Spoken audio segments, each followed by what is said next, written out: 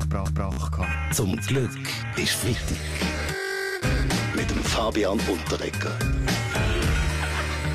Aber wir wären natürlich nicht die, wo wir sind, wenn wir da nicht ein bisschen Ordnung reinbringen würden. Die Sensation von der Woche, ja. In einem Keller zu München sind zwischen Küdersäcken, Schachteln und Kübeln rund 1400 grosse Kunstwerke gefunden worden. Raubkunst zu einem grossen Teil, der von den Nazis gestohlen worden ist. Alle Schweizer Galerie soll ja von diesem Sammler schon Bilder abgekauft haben. Ja, ich bin's, der Baschi, wie gesagt. Das ist einfach nicht fair, oder? Die Deutschen bringen ihre Kunst zu uns, aber meine Kunst, die bringen sie mir dann wieder heim, oder? Aber jetzt mal ernsthaft, wer in der Runde befasst sich wirklich mit Kunst hier bei uns in diesem gemütlichen Freitagsklüppli?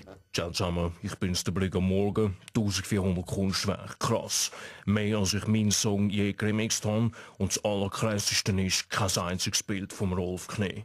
Auch du bist nicht der Rolf Knie-Fan. Aber sowas von Rolf Knie-Fan. Lipizzaner, Tiger, Geraldine, Zwerg, Bodybuilder. Das habe ich alles im Tonstudio aufgehängt und fahr voll drauf ab. Das ist mein Stop zum Komponieren. Anders bringst du so Sound gar nicht an. Das erklärt natürlich einiges. Anderes Thema noch diese Woche. Der Rob Ford, der hat sicher gelesen, Bürgermeister von Toronto, Kanada, hat zugegeben, er hat Crack geraucht. Der Grund finde ich grossartig.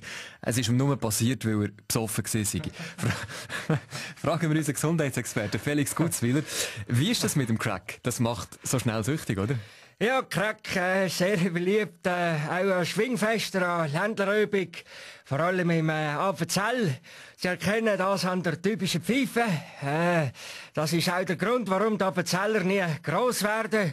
So können sie die schwere Pfeife am Boden legen und trotzdem noch im Stehen rauchen. Gut, dann loben wir uns natürlich jetzt Veranstaltungen wie zum Beispiel das Tennisturnier, jetzt gerade in London. Roger Federer, dort ist alles sauber und clean, oder? Ja gut, oder? Ich bin schon ein Tenniskack, oder? Ich habe das bereits in mir drinnen, oder? Wobei, gut, zwischen Pfeifen rauchen und Pfeifen werden ist der große Schmal.